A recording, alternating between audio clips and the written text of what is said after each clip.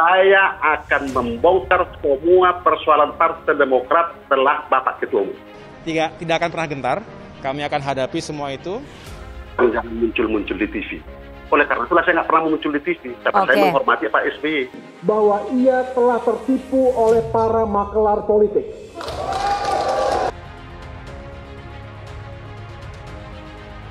Kami mendaftarkan gugatan ini memang gugatan perbuatan melawan hukum. Jadi harusnya menggunakan mekanisme hukum acara perdata biasa, yakni ada mediasi. Ya. Tetapi nampaknya argumentasi kami sudah agak ngotot tadi di awal, tapi kami menghormati dari keputusan majelis. Tetapi karena ingkar janjinya, di WA saya pun saya katakan, apa kalau bersepihak, itu ada WA-nya kepada melalui sekjen. Saya akan membongkar semua persoalan Partai Demokrat setelah Bapak Ketua Umum. Dan kalau kita lihat ini, kita kadang-kadang ini adalah gugatannya Johnny Allen ini kontradiktif ya. Di satu sisi dia sudah mendeklarasikan bahwa dia adalah sekjen KLB ilegal. Tapi di satu sisi sampai sekarang dia masih mengakui AHY sebagai ketua umum dengan dia melakukan gugatan dia tentang pemecatan. Jadi Johnny Allen ini tidak konsisten. Akhirnya kami bacakan, tetapi kami masih tetap berpendapat bahwa gugatan kami, gugatan Pak Joni adalah gugatan perbuatan melawan hukum. Kita pertimbangkan ini hanya bedanya kita tidak diberikan kesempatan untuk mediasi saja, jadi langsung ke pokok perkara. Selebihnya sama, jadi nanti ada jawaban, ada replik, ada duplik, ada pembuktian, sama. Karena ini harus menjadi pembelajaran di kemudian hari. Jika ada yang dipecat, jika ada yang diberhentikan, dan dia merasa keberatan, dia merasa tidak nyaman atas itu, ada jalurnya. Jalur yang terbaik itu adalah pengadilan tata usaha negara. Ini seolah-olah perbuatan melawan hukum murni.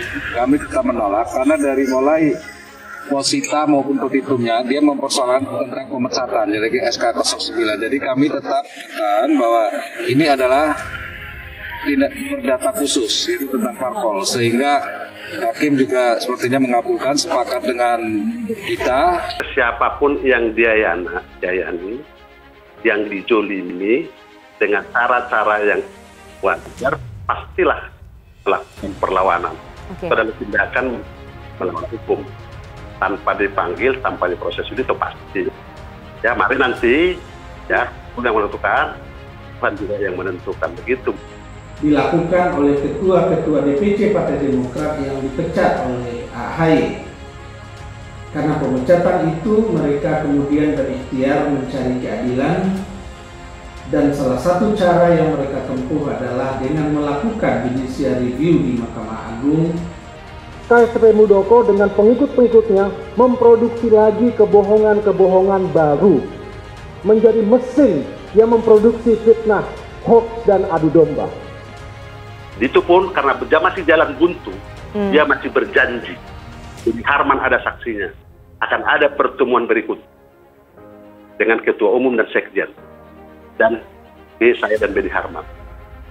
Tetapi dia bilang, jangan muncul-muncul di TV.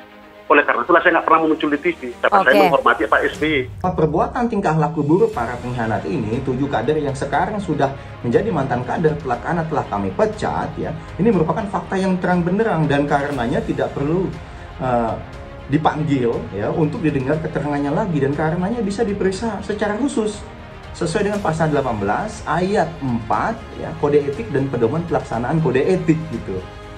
Kami menghimbau AHY dan pengikutnya untuk berhenti mengelabui rakyat, berhenti memutarbalikkan kenyataan.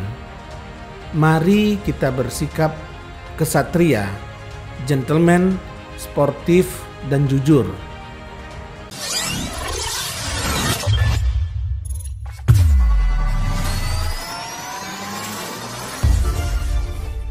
Permasalahan Partai Demokrat belum reda, walau gugatan kubu Kepala Staf Presiden KSP Muldoko yang dibela Yusril Iza Mahendra sudah ditolak.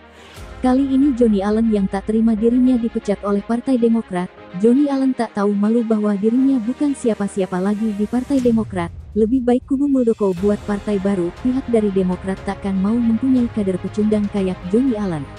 Perkara pemecatan terhadap Johnny Allen oleh Ketua Umum Demokrat Agus Harimurti Yudhoyono, yang telah diputus di Pengadilan Tinggi DKI bergulir ke Komisi Yudisial dan Badan Pengawas Mahkamah Agung RI. Slamet, selaku kuasa hukum Johnny Allen mengungkapkan, pihaknya menduga ada sejumlah kejanggalan dalam putusan yang dibuat oleh majelis hakim. Bahwa majelis hakim yang memeriksa perkara di tingkat banding yang diajukan Johnny Allen, hari ini kita laporkan ke Komisi Yudisial dan Badan Pengawas MA, karena diduga telah melanggar kewenangan, tidak profesional dan tidak fair dalam memeriksa, dan memutus perkara pada tingkat banding, ujar Slamet melalui keterangan tertulisnya, tanggal 18 November tahun 2021. Slamet membeberkan, perilaku tidak profesional dan tidak fair tersebut terlihat dari beberapa fakta antara lain, mengenai jadwal agenda persidangan yang berbeda dengan putusan perkara. Menurut Slamet, dalam sistem informasi penelusuran perkara yang kami dapatkan dari SIPP Pengadilan Tinggi Jakarta, diketahui bahwa perkara banding yang diajukan Johnny Allen akan disidangkan pada tanggal 11 November tahun 2021. Dengan agenda sidang pertama, akan tetapi kami mendapatkan informasi lain, yaitu dari putusan Mahkamah Agung bahwa perkara banding yang diajukan Johnny Allen telah diputus pada tanggal 18 Oktober tahun 2021. Artinya putusan perkara banding yang diajukan oleh Johnny Allen dan telah diregister dengan perkara nomor 540-PDT-PDT-2021-PT.DKI telah diputus oleh Majelis Hakim 24 hari lebih cepat dari jadwal sidang perdana, kata Slamet.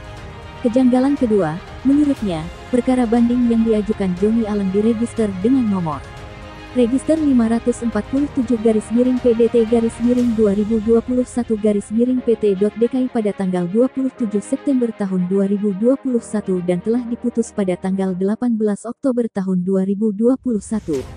Artinya perkara banding yang diajukan Johnny Allen diperiksa dan diputus oleh majelis hakim pada tingkat banding hanya memakan waktu 25 hari kalender, yang apabila dikurangi hari libur maka hanya 15 hari saja, ujarnya.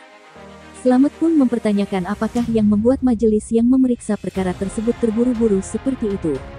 Slamet menambahkan, dalam proses pengajuan banding, Johnny Allen juga mengajukan permohonan dilakukan pemeriksaan terhadap alat bukti tertulis dan saksi-saksi, karena pada pengadilan tingkat pertama di PN Jakarta Pusat tidak dilakukan pemeriksaan terhadap alat bukti dan saksi-saksi secara utuh.